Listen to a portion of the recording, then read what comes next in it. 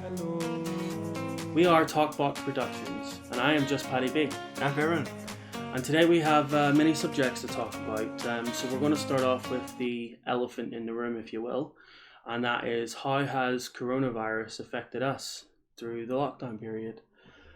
So I'll just pose the question to Farun first. I think in general the coronavirus has kind of made everybody a little more isolated than they wanted to be over the course of the last 8 months now. Yeah. Has it been? A lot of people are outdoorsy. They like to go to shops. They like to go out and visit family. They like to go out and do stuff. Go to the park, take their dog out, go visit family and friends. And that's kind of been we can't do that really. Yeah, just for the everyday living person who obviously has the interaction with people, it's not easy for them. For myself, I mean, I am very much stuck in the fact that I'm a gamer. Yeah. I prefer being up at night. I don't like the day. I find that I get nothing done during the day because either people mind you or just generalistically you get distracted by everyday life. So my life has always been I get nothing done in the day, but I always get everything done at night. That's how my work situation has been for the last 4 or 5 years, where I generally get most of that done at night. And I Yeah. got lucky because I was able to work from home and there was no problem with it. I've always maintained if you're doing a job that requires you to work on a computer, you can do it from home. But companies should be helping that person understand what tech they need to have in their house. And I feel like up until now, they haven't done that when people have tried to work from home. Yeah. Well, I mean, going back to the health aspect of it, you got to think about the mental health of the individuals or everybody in general, because, we're social animals by nature. Yeah. So isolating yourself, getting yourself into a box, putting yourself into a box, really, having to deal with the outside world from the inside, affects people's mental health. I mean, whether they had mental health problems or issues prior to this event, some people are starting to have them or develop them now because people get cabin fever. They if they were depressed before, now they're really depressed, or if they were. But even for myself, who has struggled with anxiety and issues of that sort, I mean, it's very hard for me to say it, but I've had probably a better year this year than I did last. Last year was one of my worst years, but this year has been far better for me. And whether that's because I've been able to lock down in a way where I've been able to exclude myself from people, but even at that point, I was still clamoring for that social interaction. I can get my social interaction by online gaming. I can go on the Discord and talk to my mates and play games and stuff. But as for face-to-face interaction, I do miss it. Yeah. Like there was a point in time there where for the first time in my life, I hadn't seen my parents for 7 months. Yeah. Because they were in Ireland when the lockdown was announced back in March, and they have a house in Ireland, and they decided that they would stay there. And because of what's happened, that's now been made more permanent every day that we continue. Like God knows what their mental health is like with this situation. I talk to them. I try to talk to them every day, but sometimes it's hard to do. Yeah. And even for them, like they're in the middle of nowhere, they have no social interaction with anyone really, but they have each other. Yeah. Well, and then there's the other category too is the aged. They were already kind of isolated from their family to begin with, and now was this maybe 1 or 2 visits throughout the year. Now there's no visits throughout the year, and so it really affects the older as well in that regard. Yeah. Well, I mean, you look at the care homes. You got people who were already of ill health being told, "Oh, you can't have any visitors, and you can't have this," and it's just like, well, hold on a minute. Those are the only social interaction things that people are going to be able to get, and you're basically going, nah, not allowed. I mean, it's a hard situation. You want to control the spread and stuff like that, but I feel sorry for anyone that had a parent in a care home. Yeah. I really do. Or anyone that's suffering from any kind of cancer that need to go to Macmillan or. Well, many people had their surgeries cancelled because of the intake of coronavirus cases. I mean, all the credit in the world to the NHS. They have done a very good job. It's just obviously we're now going down the route of all the schools have went back, which was something that had to happen. Yeah. We can't just willy nilly decide, oh, the child's education is a no go. I mean, I do have a feeling, I do have opinions on whether or not the university kids should have went back to university. I feel like those could be handled a lot better. I would have tried to do most of the courses remotely with having sporadic visits to the campus of where, if and where it was possible, but they just decided to let everyone back in, and now you've got campus shutdowns. Yeah. With kids locked in their apartment blocks or housing, whatever, I can't remember the name of them. And yeah, it's not a good situation that we're in now. Like, Northern Ireland has just announced a full lockdown. They are closing the schools for 2 weeks now. And I look at it and I'm looking at the numbers going up. Like today, it's went up to 19,000 confirmed cases. Yes, the death rate is still low, but my concern is 19,000 people have tested positive. If it continues going up and the people who are vulnerable to it, the number of deaths will go up. Yeah. So it's a progressive cycle of, oh my God, what the hell are we going to do? But if we socially isolate and we're in the age bracket where we are able to handle the coronavirus and get over it, go through that 2 week isolation, get sick, and then get better. As long as those people aren't going out and spreading the thing. But here's what I don't get. We started with 3 weeks. Isolate for 3 weeks if you show any symptoms. It then went down to 2 weeks. We're now at 10 days. If you show any symptoms or you get a confirmed case, it's 10 days. But the WHO, the World Health Organization, have said that you can be infectious for up to 28 days. Yeah. So where is that disconnect from the World Health Organization saying one thing and our government saying another, and the French government saying another, and the USA saying we don't care? But how do we get that disconnect? Who's doing it for political gain? I understand the Conservatives' point of view. They want people to work. They want people to have the jobs there to do so. However, they are putting money above people's well-being, and that's where it goes into the government's handling of this. In my opinion, there's not much the government could have done much better apart from everything they decided to do they should have done sooner. Yep. Everything they have done is the right thing. There is a certain amount of public responsibility. Yeah. You can't just have the government say, yes, you must do this, and then no one do it. Yeah. I mean, it's two-sided coin. I mean, I am happy to wear a mask. I will wear a mask from the minute I walk out that door until I'm back into the house. No issues. Because I whenever I go to the shop, I think to myself, I'm not doing it for me. I'm doing it for you. Yeah. So that's my take on it. And it's like, I mean, I've been in countries before years ago where they wore masks just to wear masks to protect themselves or protect other people from catching a cold, for heaven's sakes. Yeah. So it's I don't know. I don't think the social distancing and the face masks are a problem. That's something that we should be doing anyway. There are some people out there that those aren't the rules that I feel like aren't the ones getting followed. The ones that aren't getting followed is when you go on a local lockdown. We're in Stockport right now. We are supposed to be on a local lockdown where we're not allowed to socialize indoors or outdoors. But yet there are still people doing it. There's still people who are breaking the rules of the local lockdown, but then equally they're not being enforced. Well, they're being confusing as well. I think when we were in Ireland, they came out with the 6-person max rule. Yes. They changed it from a 10-person. You could visit people as long as you weren't like in the house. You could be in the garden with a mask on, or outside social distance without a mask on. I mean, it was confusing for a lot of people. Yeah. Like, if we have this, let's just have one standard and abide by that standard. Yeah, but what made it worse was that Scotland made a rule that was kids under the age of 12, I think, didn't count towards the 6.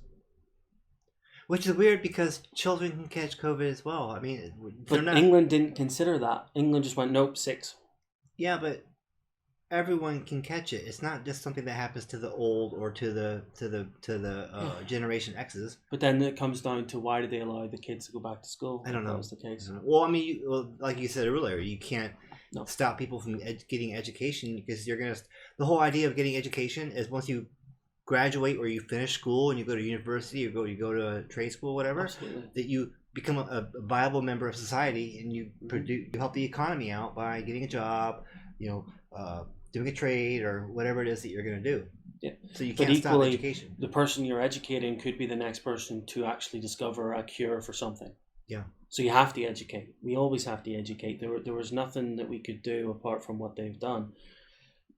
But the fact that the government seems to be ignoring the glaring issue, if you go on a local lockdown in your area, why are schools still open?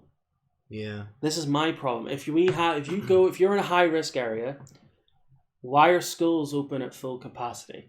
Now, this is the kind of what I would be doing. Year 7 and 9 is a very, very critical time to teach a kid how to learn. But year 10 and 11, their life gets completely screwed up if they don't get their GCSEs done.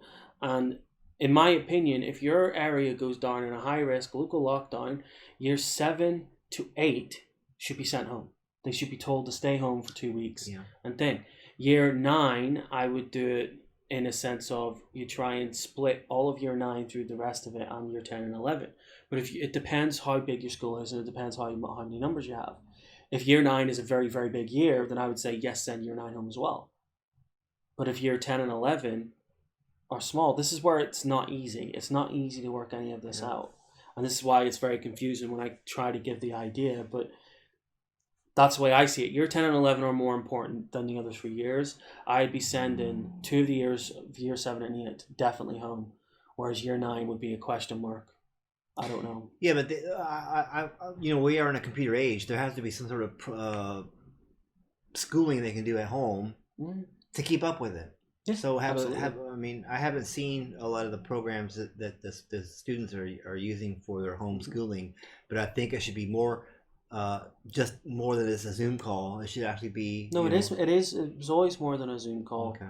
But they have online systems, like for maths. They have My Maths, for example, which we use, which was brilliant, to be honest. They have English ones, they have science ones, and they all do pretty much the same thing. You assign an exercise, they can fill it in online, and they can go from there. So it works in that sense.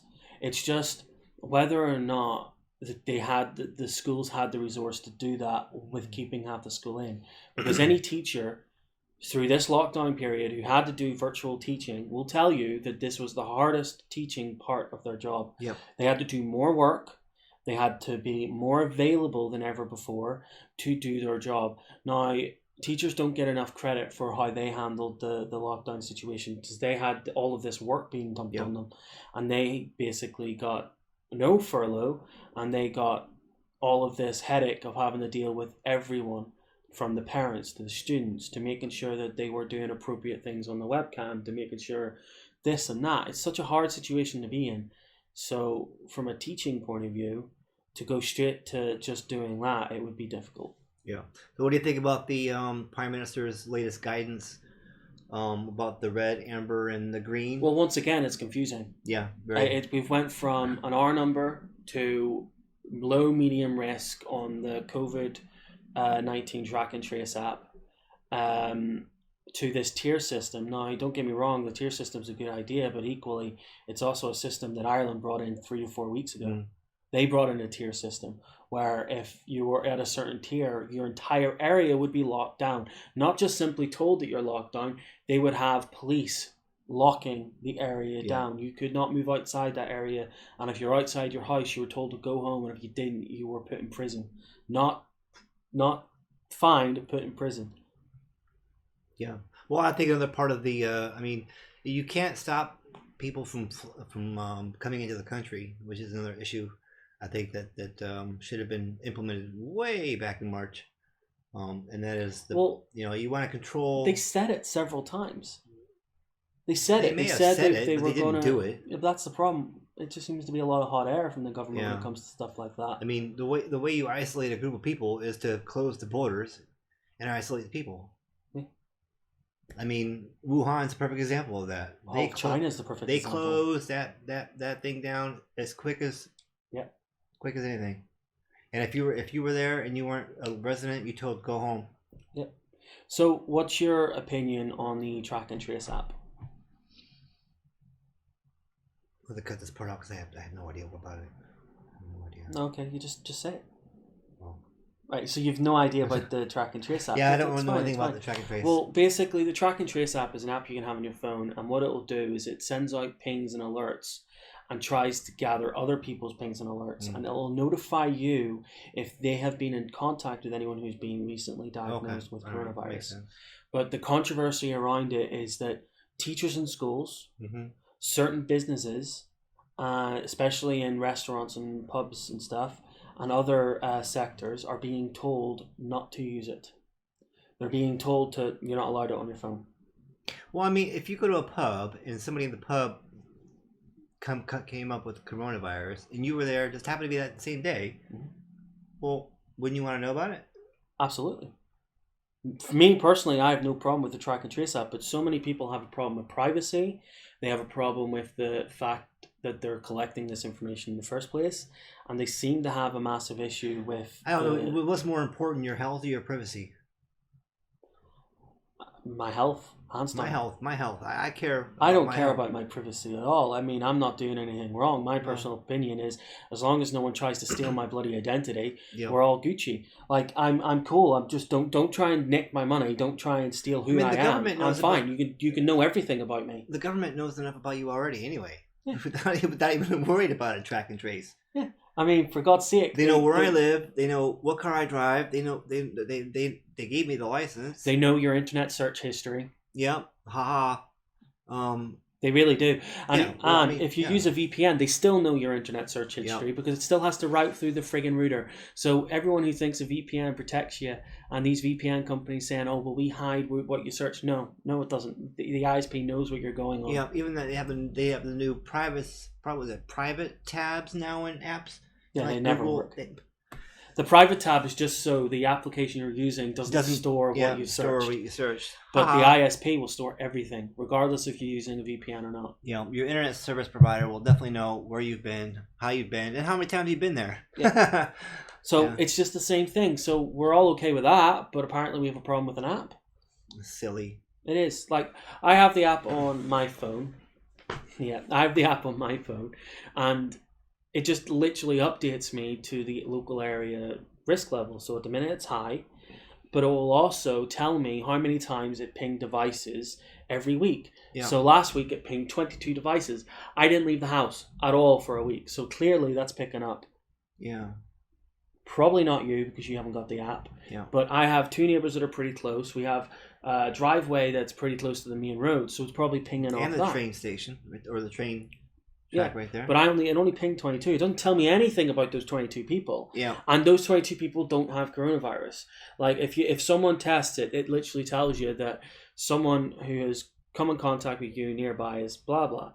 But it works better in a restaurant or a pub or a school where you actually get a scan thing that you check into that place. Yeah. And if anyone gets diagnosed with coronavirus in and around the same time you were there, it will tell you automatically if they've checked in also. Yeah. And what's funny is, you know, when you're like my banking app, for some reason when I took a holiday to Blackpool, it knew I was in Blackpool and denied my transaction. So obviously my phone's telling my banking app, my Google where I'm at. So I mean, privacy is overrated. What are you being private about? Yeah. I mean, there's certain professions that you have where you have to be private. I mean, but they're on lockdown anyway. I mean, you have to have clearances to get into those jobs. You know, secret or top secret government clearance. And you usually get those. You usually get those actual clearances because you're open and you're not hiding something. If you're hiding something, you're never going to get those clearances because they'll find it. My entire background for 20 plus years was researched, talked to. I mean, they had interviews with my family, my friends. They want to know where I lived by the address. how many people were living there. I mean, all this information about me before I can even get my clearance. Yeah. And then I got it. I'm like, oh, okay, good deal. Yeah. So obviously, coronavirus is increasing. We know that the amount of affected are increasing. What do you think the government should be doing right now? Well, personal opinion aside, uh, blocking the ports, um, closing. We're already infected, and if we're gonna apply this herd mentality to it that people love to clam on about, then fine.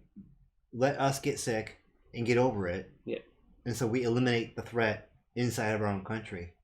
Don't let any more foreigners in to infect us, Yeah. or to spread anywhere else. You know what I mean?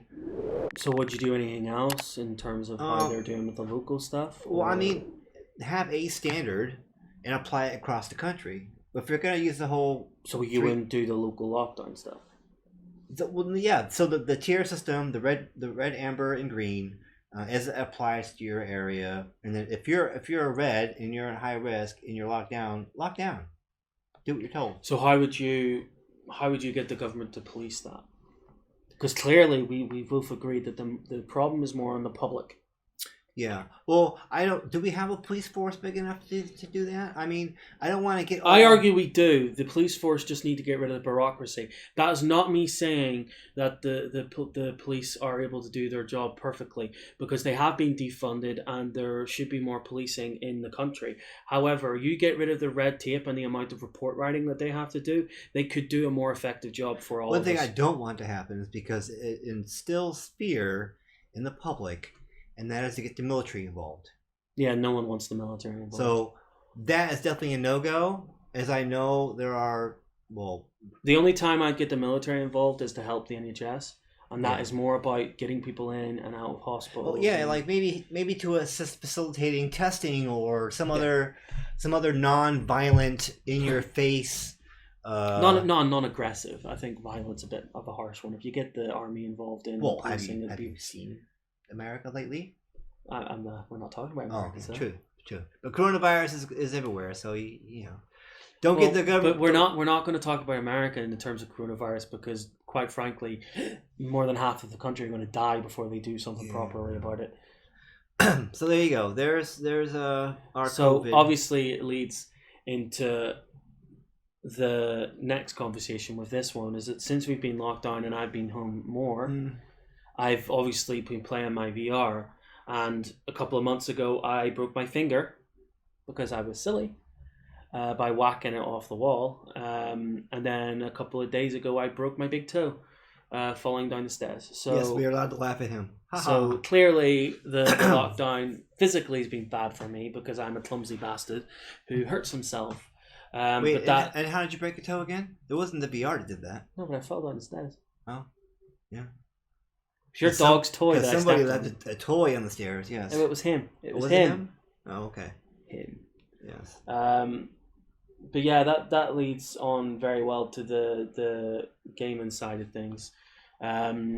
Obviously we have our separate channels, which is now, for me, it's Talkbox Gaming, where we will game together, where I'll game and stream, and Ray has... Well, I have the Talkbox Aquarium, so if you check that out, we'll put a link in the description below so you guys can figure that out.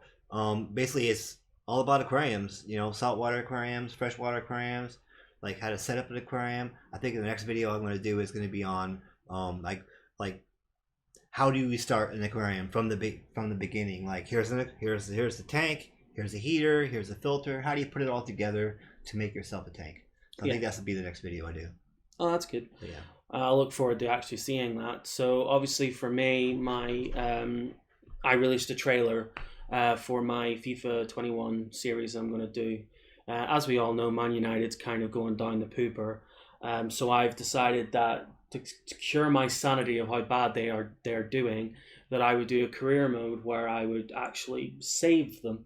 I would make decisions. I'd get rid of players. I'd bring players in. Obviously, I have tested career mode, and the stuff that they've added to it is really good. So I actually really want to give that a Mm. proper go this year. So that's the reason why I'm doing a series on how I'm going to fix Manchester United. Is that with the FIFA 21? Yeah. Yeah. Okay. And that's basically my idea going forward. Obviously, with FIFA 21, it's released Is it 5 days ago. Oh, okay. It was 5 days ago. On the first day of release, the servers went down, which seems to be the norm for EA. Yeah. That's just normal. Like they automatically seem to. EA, you mean early access? No, Or you EA mean- as in Electronic Okay. Arts. It's not early access. I mean, FIFA should be early access because it feels broken every year. But so yeah, and obviously when the servers came back up, they had to disable Division Rivals and Ultimate Team, Mhm. which is one of the main game modes on that actual service. Mm. So it was a few like rough days for FIFA.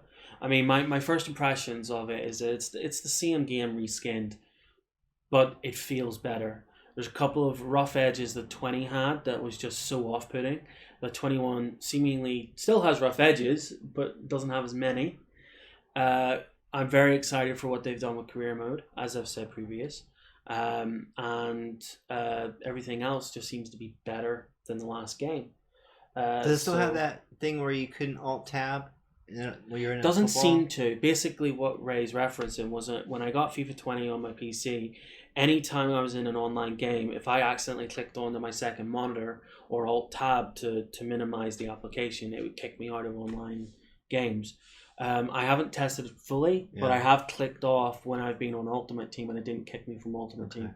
It's a weird previously it did. mechanic. Like, you know, if you get a message or something or email, you want to check that real quick while you're playing a game. It's the same mechanic on the Xbox. The Xbox Yeah. did the same thing. You press the Xbox button while you're in a game, it would kick you from the game. Yeah.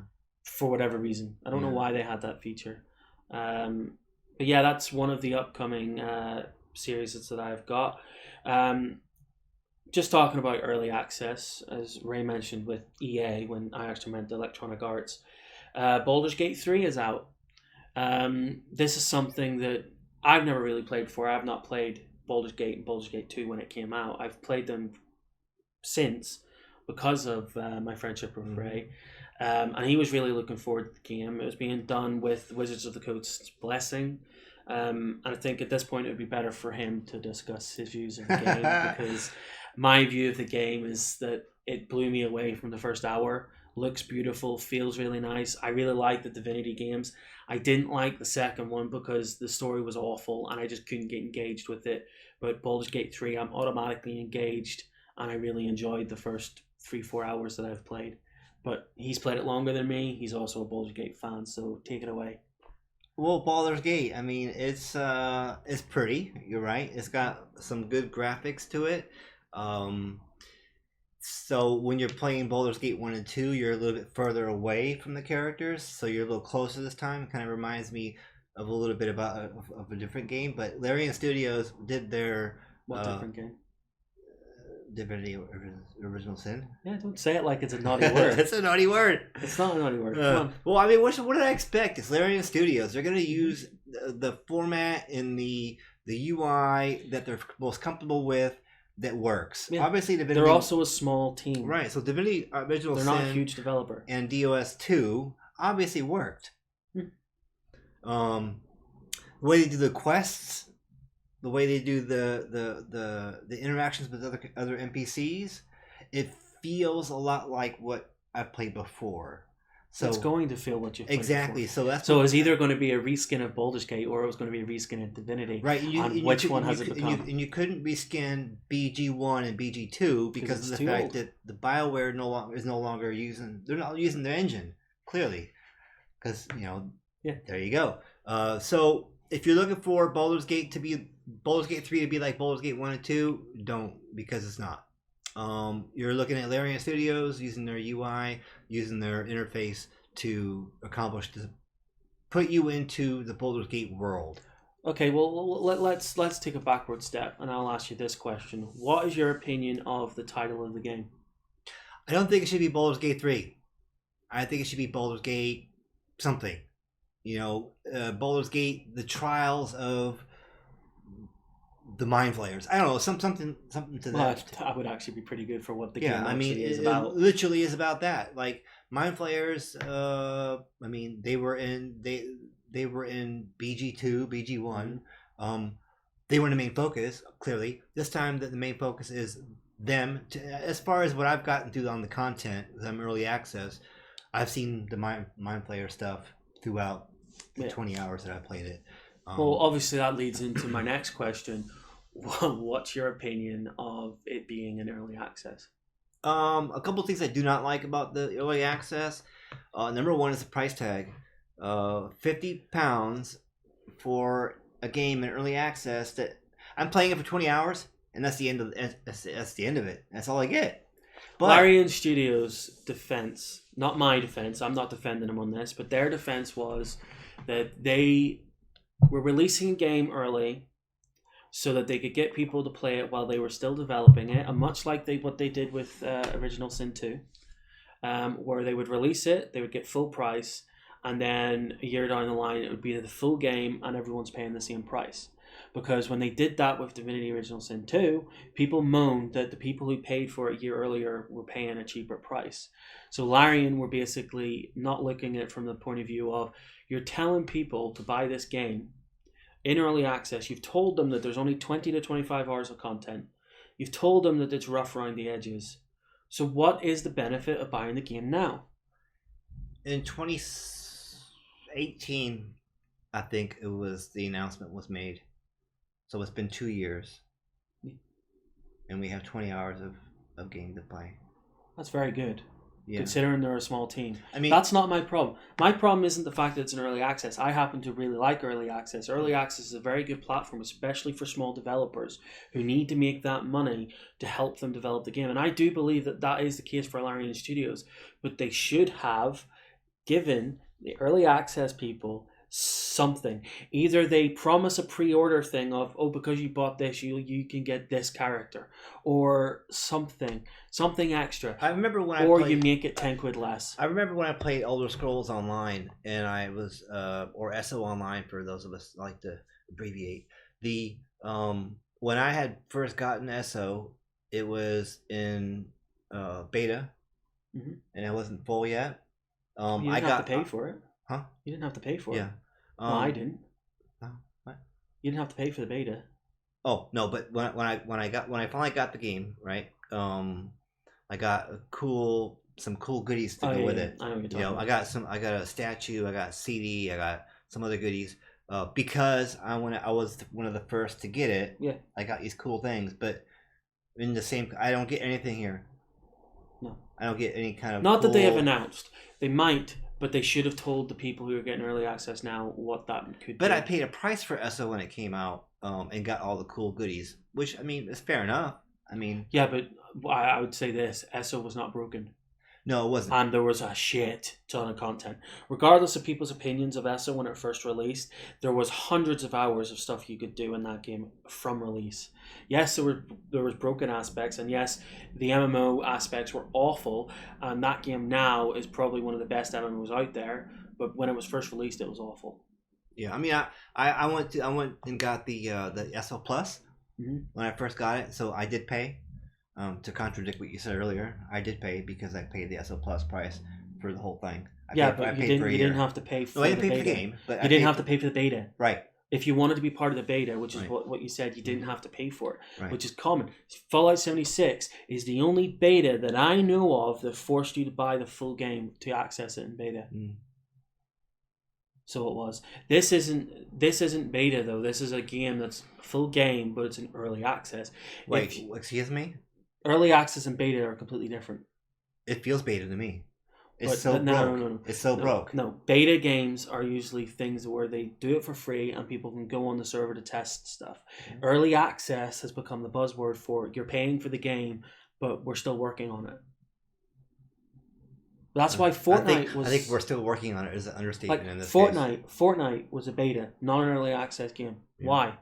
Because it was free. Yeah. If they had to put a price on it, it would have to be called early access. That's the way the gaming community is done. I mean, if you disagree with what I said there, because that is my opinion, and that is what I've seen on Steam, PlayStation, Xbox with the game preview and stuff like that, leave a comment below, and I'll be happy to debate it with you. I don't know. I to get back to what we were talking about earlier on with the Baldur's Gate 3. It's for, I mean, I've seen so many people discussing on the Steam discussion tab about, you know, we want it to be like Baldur's Gate 1 and 2. Well, sorry folks, I mean, it's just not going to be that way. But it was never going to be that way. I mean, but I think the impression people got, which is what skewed their vision, was when they made the announcement, they were like, this is going to be a sequel to what we've already done. So people in their minds, they thought, oh, this could be a Baldur's Gate 3. We're going to have a protagonist that's got like all these powers. It's going to be like, you know, set in the Baldur's Gate city, blah, blah, blah. And it's going to follow that same theme that they had before. Yeah. And so but that's not people's problems with it. People's problems comes down to the fact that the characters at the minute from the NPCs aren't wide enough in their view of the world. They all come to basically being abrasive arseholes. They also don't like the fact that the combat is turn-based. Now, for me, I prefer the combat being turn-based because Baldur's Gate, when I played it, was fucking horrible playing when it was real-time. I hated playing it when it was real-time. I did kind of like the whole pause thing. You can make a move, unpause, and then pause and stuff. Like, I could see that being a function that they should put in to Baldur's Gate 3. Like, I don't know why they couldn't, where you could have it live action, where everything flows and then you can pause. Yeah, but that's not Larian's model. Larian's model was turn-based. It is at the minute, but this is what they could do. That you can put a custom action of what action you want to have. So automatically your custom actions could be go to the first enemy, attack the first enemy. So you mean a script? Yeah. That's much like scripting. Much like you had in Baldur's Gate 2. Yeah, well, I mean, you could not script your characters in Baldur's Gate 1 and 2. I thought you could do it in 2. Or you could. You had the option. Oh, you mean or. Okay. Right. So you could script them, or you could not script them and do it all yourself. Yeah. It's still real-time combat. You pause the button, you click on your ranger to fire an arrow at that monster. You fight your cleric to cause heal wounds on your ranger, whatever, and then you unpause it, and they all do whatever you just told them to do at that moment. And then if you want to do another spell or whatever, you can pause it again and then tell your cleric to do another spell. Whereas here, it's not the same. I'm waiting for every other monster to go before I go again. Yeah. Which is a bit like, it's really hard to plan because you have it up there, the list of who goes next. Well, that list means nothing though. It's ridiculous because you've seen the list. Yeah. When we were playing multiplayer, right, and I was unfortunately locked out of the room, and the list showed me at the end. Yeah. But because I was out of the room, I had to wait until the next turn before I could move. But the diagram didn't make that clear. No. So I was, guess what, put to sleep before I could move, and then I just couldn't do anything. Yeah. So we had to reload and redo it again. But and a lot of times it is frustrating. There's other bugs in there too, which is kind of funny. Where we were playing a multiplayer game. I had the main protagonist and the cleric, or I don't know. I had another one, and then you had the wizard, and then somebody else, like your own protagonist, you had. But for some reason, when it came to the wizard's turn that you had control of, you couldn't control him. You couldn't do anything. So it's like. But then equally, I got the game first because 50 quid. I mean, very hesitated because 50 quid is ridiculous. And I got it pure and simply because I knew it was a game I was going to play anyway. In the first hour and a half, I played, and I didn't realize it was broke. 35 minutes of the game was me spent running around the first place going, what the heck am I supposed to do? Because no enemies were lured in. I couldn't do any action. I couldn't jump. I couldn't climb. I couldn't talk to anyone, but there was no one to talk to. Like the goblin camp, the thing, I actually walked to there. No one was there.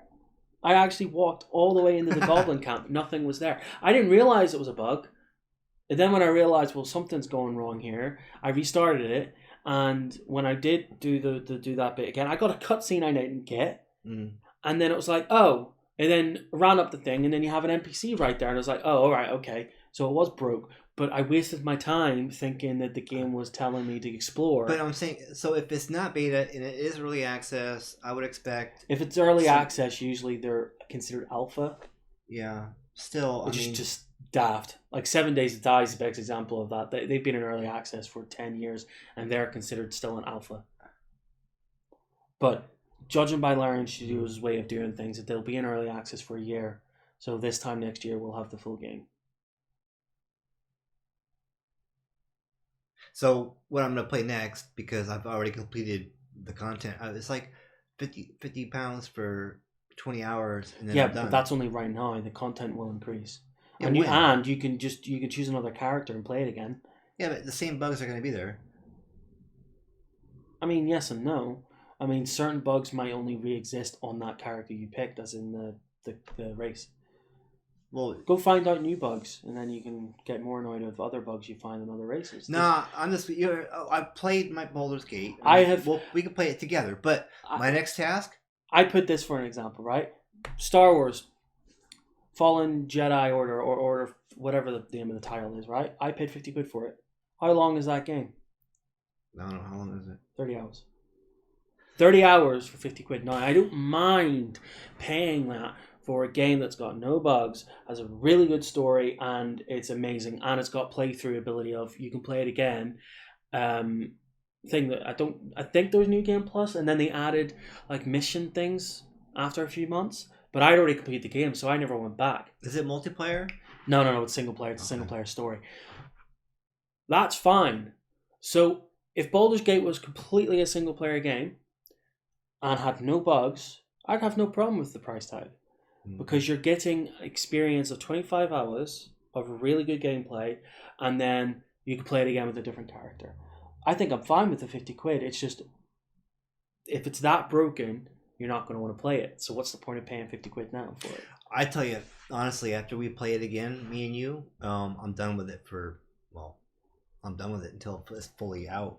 I mean, I like it, don't get me wrong, but why am I going to replay something I already know the story at this point? I already know it. Yeah, but could you not just do stuff in a different way? Because obviously we've screwed up our multiplayer we're doing right now. No, I've done a single player while you were having your sleep yesterday. Mm-hmm. I literally got from the beginning to the end of the content in one playthrough, and my characters are maxed out on the levels, and there's nothing else to do. Is it level 4 max? Well, 4.5, but yeah. I mean, you can still gain experience after level 4. But you're never going to get to the level 5. It's just ridiculous. It's that part of it that I don't understand. Like, why have they capped the level to 4? It's supposed to, I guess the whole 20 hours, you're supposed to be a low level campaign. Fair enough. So you play through that, and then... I mean, judging by the menus, we're going to have more than one campaign. Because they actually have Well, they've already said 3 acts. So what's funny about the act system... Oh my god, it's exactly like the act system from Divinity. Is they have Act 1, Act 2, Act 3. Yeah. So it's like, oh, whatever. But that's because they did the game in the same way. Like the first game was a Kickstarter game. They released it in early access and built upon it. But so if I have to wait for, let's say, 6 months from now, they're like, okay, we have Act 2 done. Woohoo! Well, you're going to have to start over anyway. Yeah. Because your saves aren't going to be there. They're done. So the early access part of it was, and I read online about on the Steam thing was, whenever they put out the next patch or whatever next content is coming out, you must start from the old because your old saves won't be compatible with the new content. So start over. So if you enjoyed the first 20 hours of content, you're going to love it when you do it again. Yeah. That's why I'm a little peeved because when we get the third act, now we got to play through all the rest of the nonsense we just played through again. But I don't mind that because that type of game allows you to be different characters. You can be a mage, you can be a wizard, you can be a ranger, you can be well, Dungeons and Dragons 5th edition. I wouldn't mind. Has a lot more classes than that. Yeah, I know, but the thing is, right? We played all of Baldur's Gate, but we played Baldur's Gate 2 first. Then we decided to go back to Baldur's Gate. Then we played Baldur's Gate 2, and we ended up playing the opening sequence about, this is not me over-exaggerating, about a good 15 times, where to the point of I got bored of trying to play that game because I didn't know what the heck I was doing, and it was literally having to do the opening bit 15 times. Well, That's why we never completed Baldur's Well, I Gate think. 2. Well, I mean, the Baldur's Gate 1 and Baldur's Gate 2 are 20-year-old engines that we're trying to play on PCs that are way. Yeah, but that's not the problem. I have no problem playing downgraded games like that. I mean, Well, there was the issue something is the charming speed. about it. So the speed is a problem. So if the processor is processing shit way too fast, then it should. The game. It wasn't that issue. The issue is that we kept changing characters. And if we're being honest, and if you're watching this, there's a certain friend who played with us as a barb who literally made the game a living freaking nightmare because he would do stupid shit. Like sometimes it worked. Sometimes he would clear a room by doing something funny. But then there was other times where he made the game really painful to play because he wouldn't do anything. Yeah, but that's the fun. That's the fun of I didn't mind it. I thought it was pretty funny, but I mean, there were some times where it did annoy you. He gets annoyed a lot. Anyway, so is he. No, not as much as you do, especially when it comes to playing those kind of games.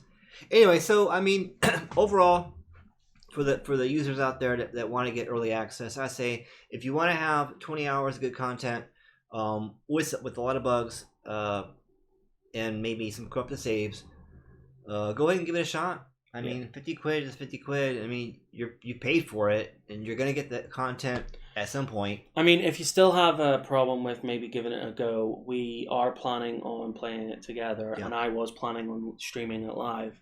So if you want to join us when we do that, we haven't really got a plan yet on that because of work and stuff. But when we do that, if you jump onto that live stream and then you can ask us come take a look. about If you want to get access to it without paying the price.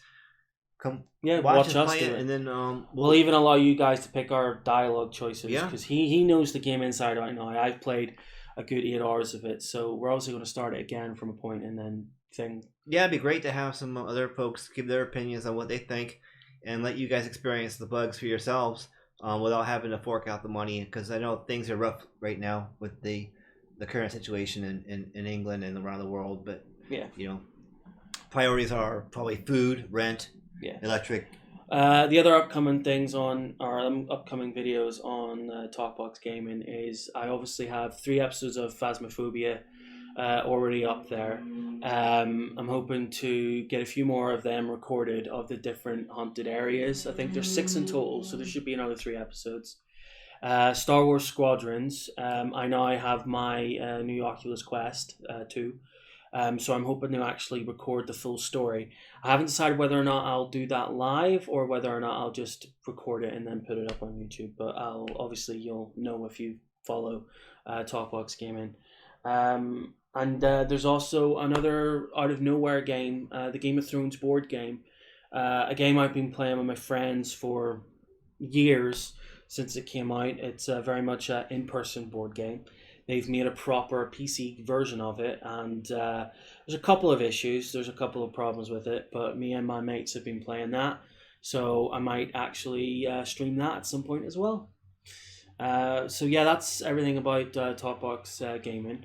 We've also heard about Ray of his Talkbox Aquarium. Obviously, we want to end this podcast with talking about the upcoming videos for this channel, which is Talkbox Productions, which is... I know we're living in the UK, but Ray has an invested interest in the US, and I am interested in US politics. So obviously we've been doing our live reactions of the presidential and the vice presidential debate, which are on our YouTube channel as we speak. So I just to go into the conversation of that. How did you think the first presidential debate went between Joe Biden and Donald Trump? A farce. Yeah. It was a farce. It was embarrassing as an American. It was embarrassing as anyone in this world is watching it. To see 2 grown-ass men bicker. Well, one bully and then one just... Joe tried to maintain his composure as best as he could. Yeah. I think, and be actually act presidential. Well, it was when he struggled calling him a clown. Well, that's where it's like, you reach a point where, like, in a debate where the one person is just poking you with a stick the entire time and won't stop. It's like you're gonna say something stupid at some point. Yeah. Joe shouldn't have said that, but in the same respect, President Trump shouldn't have been acting like a bully the entire time. He should have been debating Joe Biden and not And people have their opinions, but if the and the if I have a debate, I've seen many debates in my life. Yeah. From Christopher Hitchens and others that are talking about some serious topics. And in every one of those things, the only person that's talking at any point is either the debater or the moderator. Moderator to say, "Hey, they never talk over each other." Yeah, you don't talk over each other. This is wrong, and people can't understand it. Number one, you're giving mixed messages. Number two, yeah. And then you look like an idiot when you're doing that. This looks stupid. I mean, for whatever reason, whatever Trump does, whether it's saying idiotic things or whether it's doing something disrespectful, he seems to get away with it. Like, the media don't let him get away with it. They harp on about it for days, and people like us have a very much high disdain for the man. But he seems to get away with it.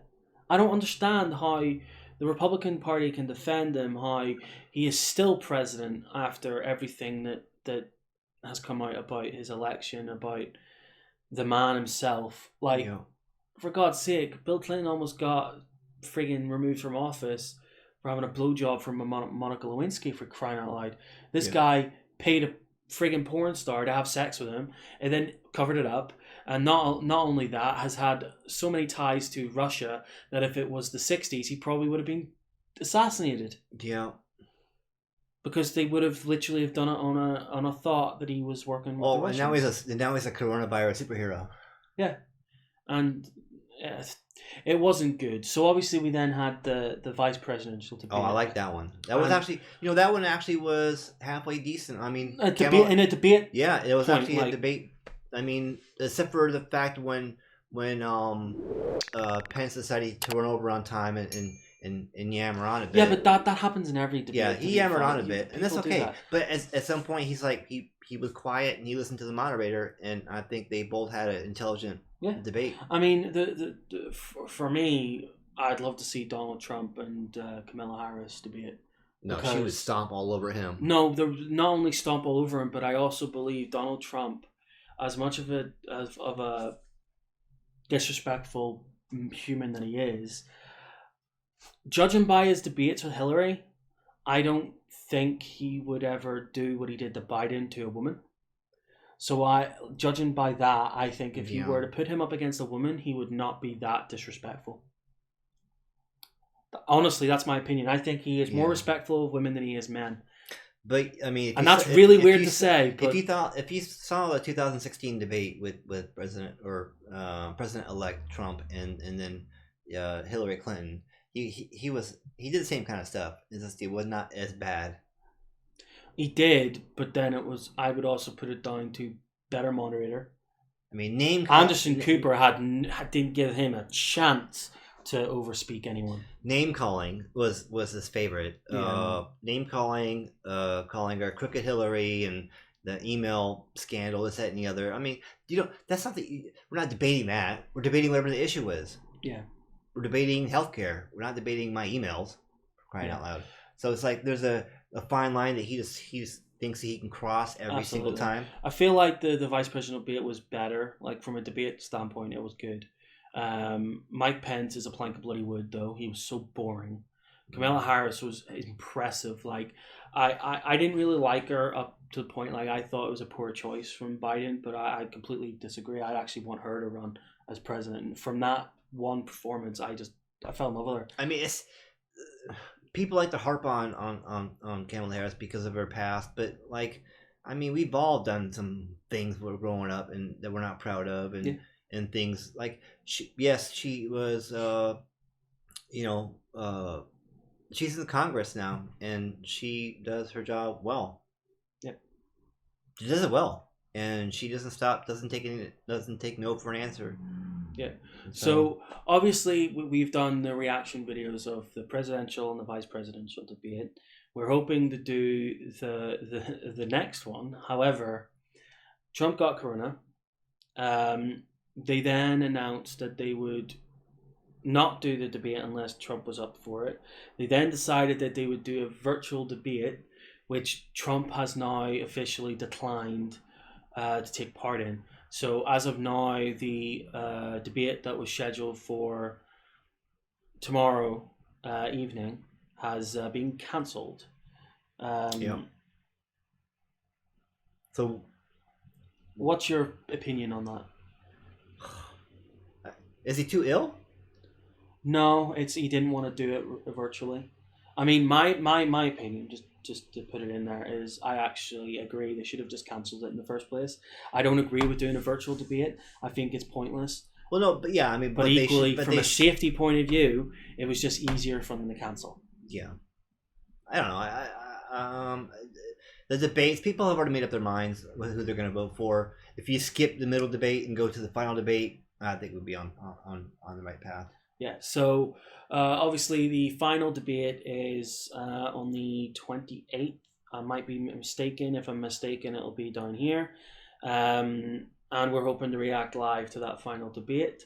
And then we actually have the election night itself. Yep, coverage of the election night. Of course, everybody watching, you know that the results won't be done that night. No. So I mean, we'll get a preliminary. Yeah, you'll get a who's got the most at the moment. Yeah. And then when all the absentee ballots and all the mail-in ballots and all those get counted, then we'll know for sure. Yeah. Obviously, what we might do on that one, because that event can last anything between 2 hours to 6 hours. Yeah. So instead of us sat at the table doing it the way we're going to be doing the final debate and the first one, we'll probably be at our computers. Yeah. So the format will be a bit different. We'll both be still watching the lead up, and we'll comment. But equally, we'll be more comfortable while we watch. We might even watch it here, or we could make this smaller and then put it on the TV, and then we can also stream it there. Yeah. But we'll see.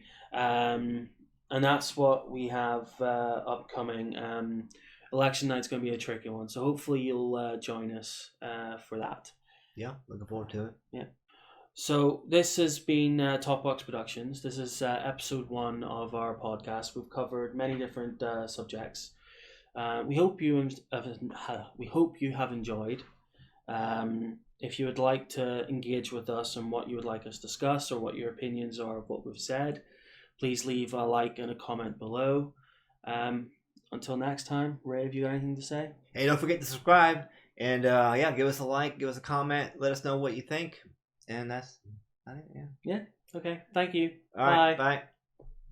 Thanks for watching. If you liked our video, give us a like and smash that subscribe button. For more videos, click to the left. Bye.